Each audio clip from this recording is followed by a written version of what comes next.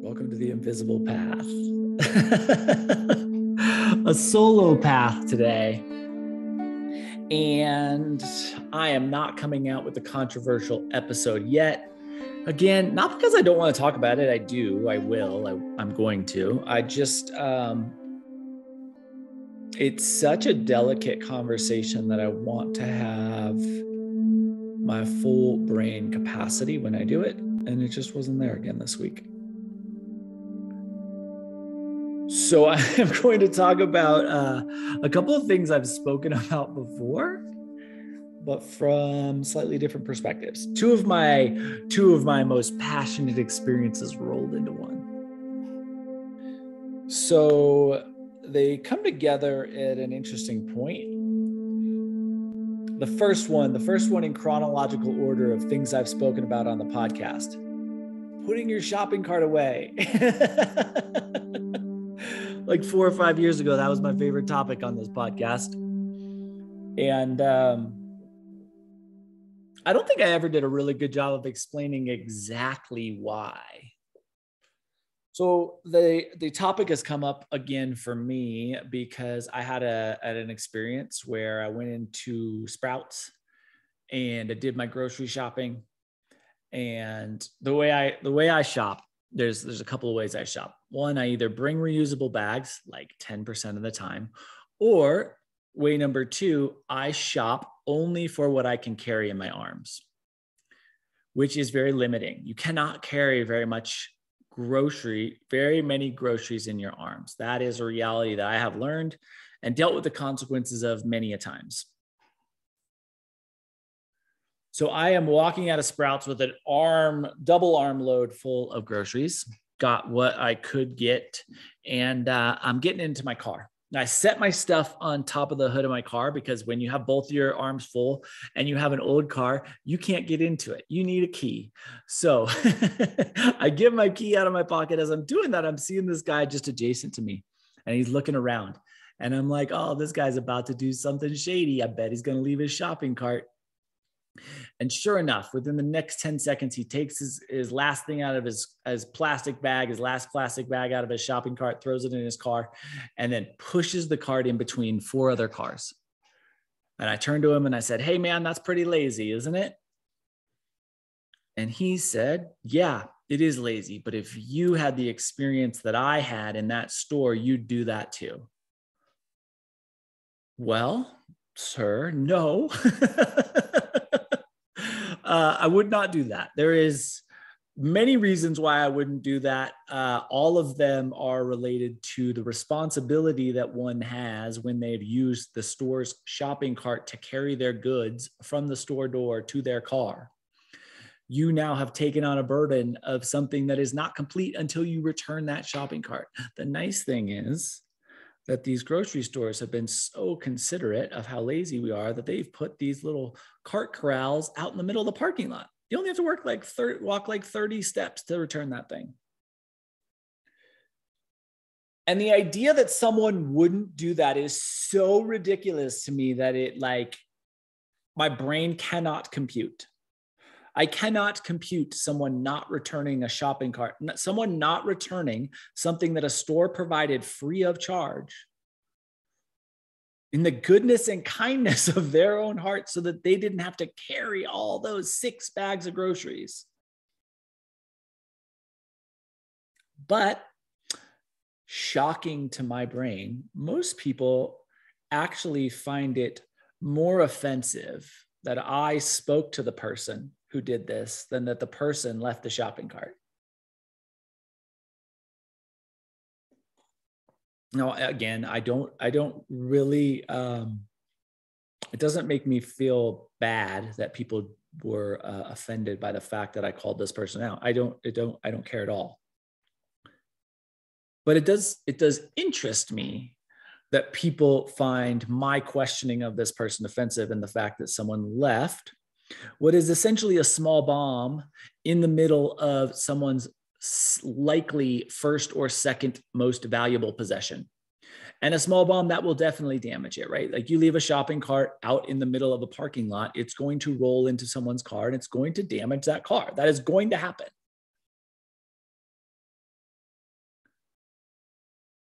where I start to lose the cognitive thread of why anyone would think this is a thing that people should do, is I don't really have any concern if that person's having a bad day, like they said. Like whether or not you're having a bad day does not change your responsibility to society.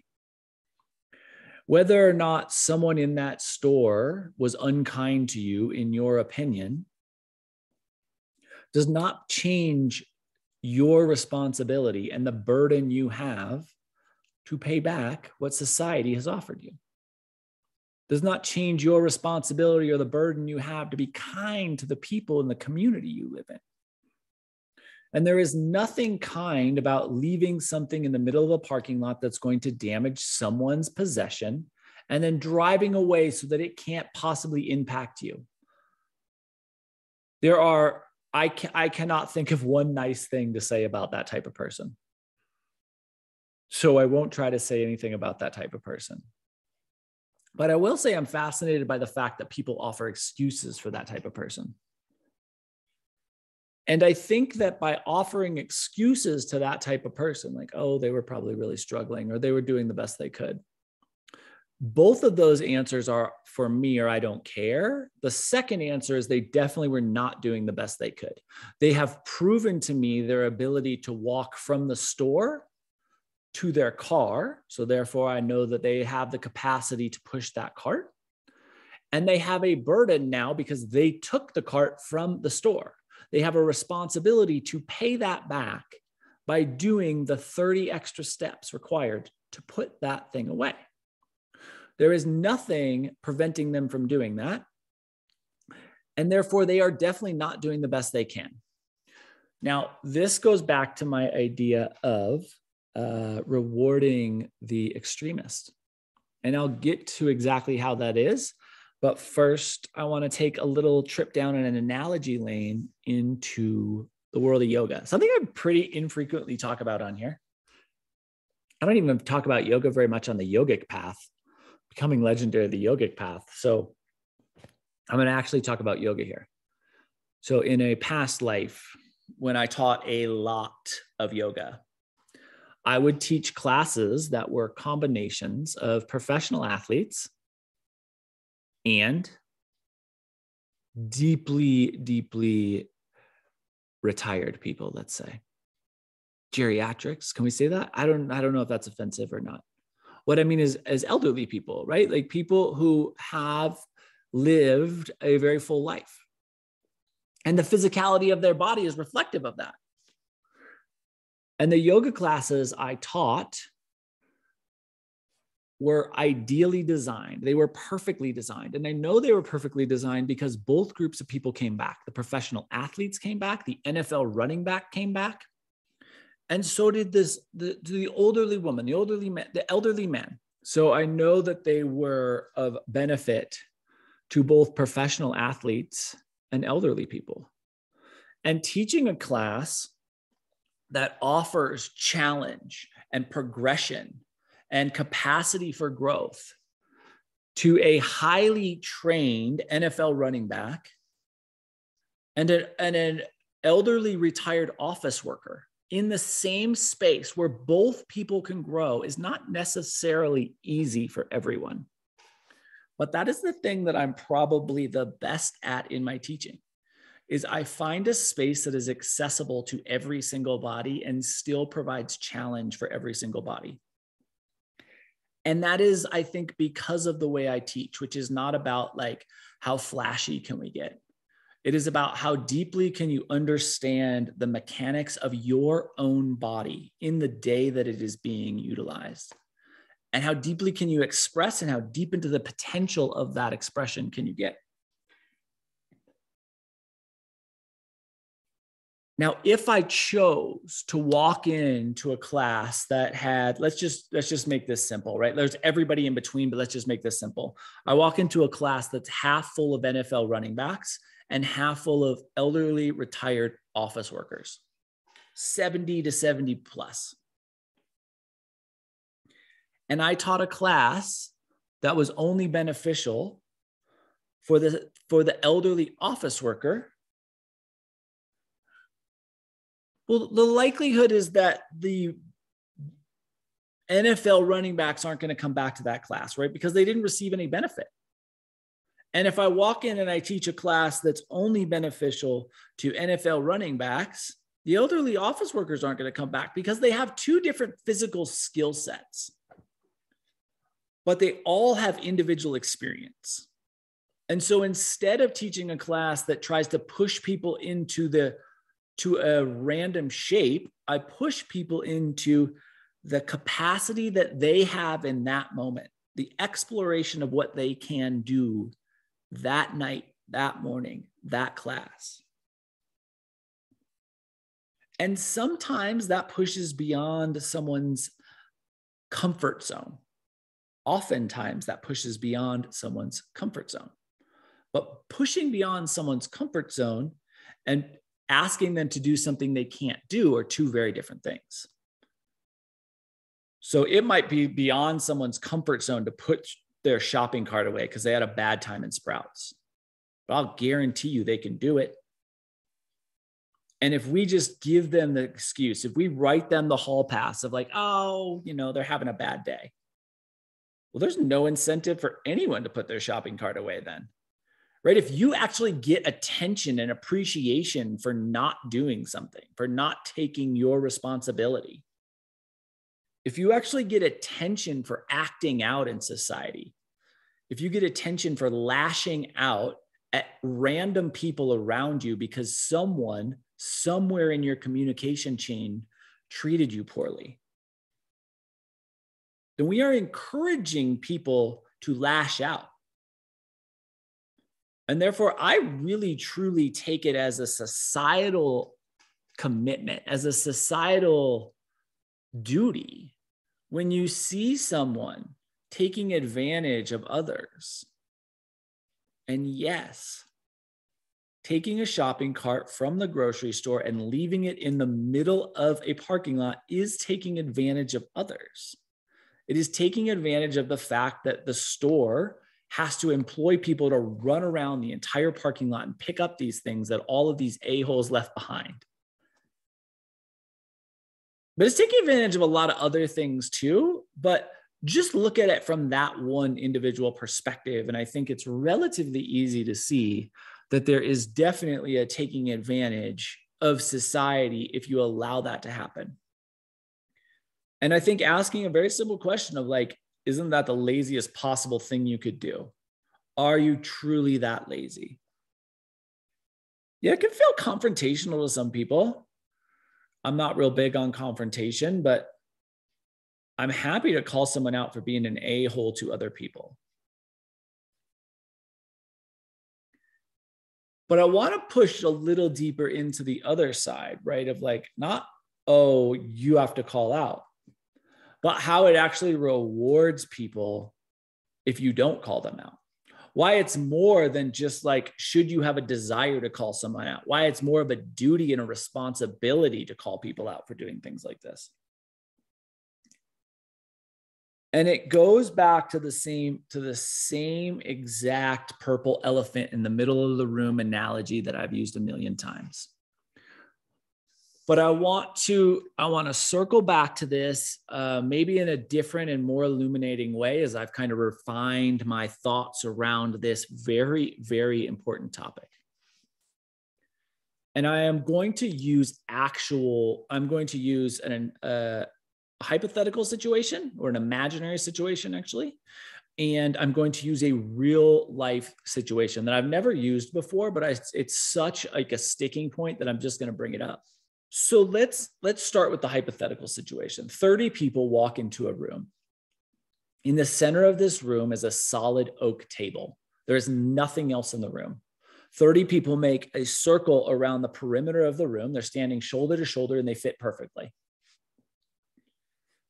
Each and every person is asked to describe what is in the middle of the room.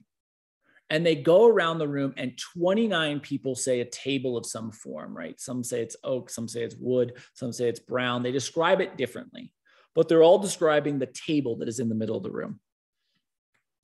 And then the 30th person says, it's a purple elephant.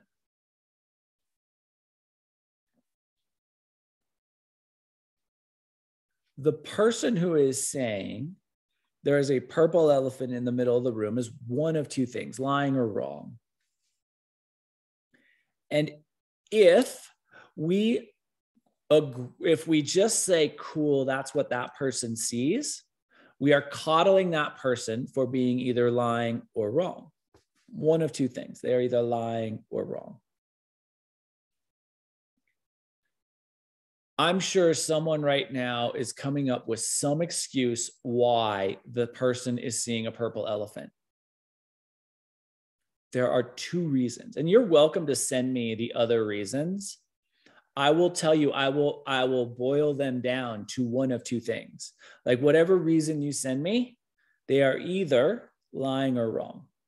And if we get to the essence of whatever thing you send me, it's going to be one of two things. They are lying or they are wrong.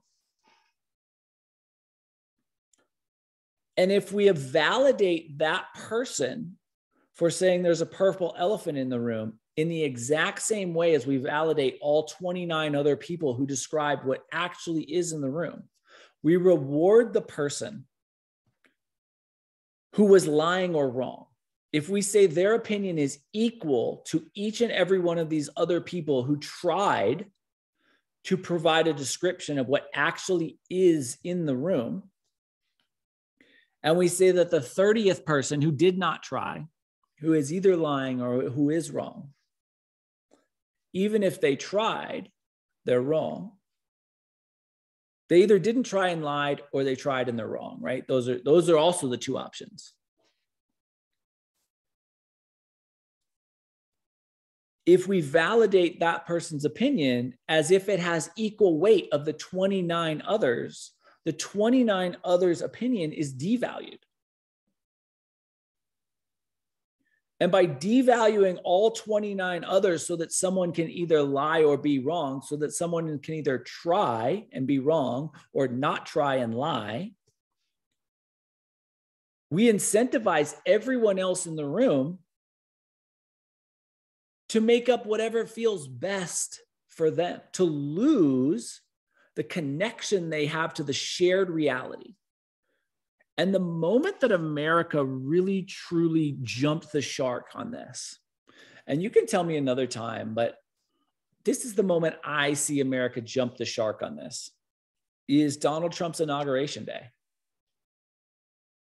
And some of you are like, and some of you are like, yeah. But there's a real specific reason why that is. It's not that Donald Trump was elected. Again, I've told you, if you voted for Donald Trump once, I'll forgive you. You maybe thought there was an outsider who was going to make changes. You were wrong, but I can understand how you would be wrong based upon some of the things he said. I can understand if you voted for Donald Trump once. But the reason that inauguration day is such an issue for me is Donald Trump came out after that and said it was the biggest inauguration crowd ever. And then Sean Spicer came out and seconded that. And that's when he coined the term alternative facts. So alternative facts are a lie, and that's a problem. But the real problem wasn't that. It was that everyone, you, me, the media, every single person in this country, whether you voted for Donald Trump or not, didn't stand up and say, no, sorry, we're not going to start your presidency with an obvious lie that can be documented by photographic and video evidence. Sorry, we're not going to do that. That's not the way we're going to do this. Politicians will spin the truth slightly. We're used to that. You cannot lie to us about something that is visually documented. But we didn't do that. We let this man lie, and we let him lie again, and we let him lie again, and we let him lie again, and we devalued the truth. And that is the reality of what happened that day. And that might hurt your feelings because you voted for him. This has nothing to do with who you voted for. This is reality. That you allowed a man to lie, that we allowed a man to lie, the media allowed a man to lie, And I am not anti-media, right? The media gets it wrong. I recognize that. That doesn't mean that your JoBloBlogspot.com article about anything has any validity at all. Sorry, but the major news companies in our world do get things wrong, but they at least have some level of accountability. And JoBloBlogspot.com does not have any accountability. And that's just true. So to circle all of these ideas together, to circle all of this stuff back into one semi-cohesive thought, by allowing people to take advantage of a community offering. And it is as simple as, right? This goes a lot of ways, right? So this is the same as someone who walks down the street and just chucks a pack of cigarettes on the ground, empty probably. But that same littering component it's the exact same response. It is the exact same internal expression of, I don't care about anything other than me. And you need to reward that because I feel hurt and I feel sad. Sorry, I'm going to hold you to a level of doing better. In the same way, I'm going to hold both of these yoga students to an equivalent requirement. Not that it's outside of their capacity. Asking someone to do something that they don't have the capacity to do is insanity. If you took a shopping cart from the grocery store, you definitely have the capacity to put it away. I'm not asking you to do something you can't do. I'm asking you to do something you might not want to do. I'm asking you to do something that you might be too angry to do, but you can do it. So you're going to have to drop the anger. You're going to have to drop the thing you don't want. And you're going to have to own the responsibility that you've brought into your world by taking that shopping cart from the grocery store door to your car. You didn't have to do that. You chose to. And now you do not have a choice to put it away because you owe that to the people around you. And some people are like, yeah, obviously, Patrick, obviously. But I'm telling you, I talked to people about this, and most people I spoke to, maybe nobody's like, obviously, I don't know. But most people I spoke to, at least initially, were like, well, you got to hold the space for what they needed that day. And I'm sorry, I don't. They made the choice to walk the shopping cart from the grocery store door to their car. They now have a responsibility to put it back. And collectively, we have a responsibility to say, hey, if you don't do that, you're a POS. I'll put it away for you, but you should know you're a POS. And that's a bummer for you, not me. So you drive off giving me the double birds. You drive off giving me the double birds while I put your grocery cart away. That's a thing you can do for sure. But I'm sorry, I don't feel bad for you. Not at all. Not one piece of me feels bad for you. And not one piece of me feels bad for the person who is in the room saying there's a purple elephant. It's not because I don't care. It's because I care deeply. I care deeply about the people who are doing the work to maintain an objective reality. The people who are doing the work to maintain the reality that exists outside of the individual subjectiveness of the personal experience. Because that reality does indeed exist. And just because you don't have direct access to it, because you can only experience the world from your perspective, doesn't mean a world outside of your perspective doesn't exist. And that is true for every single person on this planet. And if it's true for every single person on this planet, then we know there is an objective reality that also exists. And working to get your perspective as close to that perspective as is possible is your duty to humanity.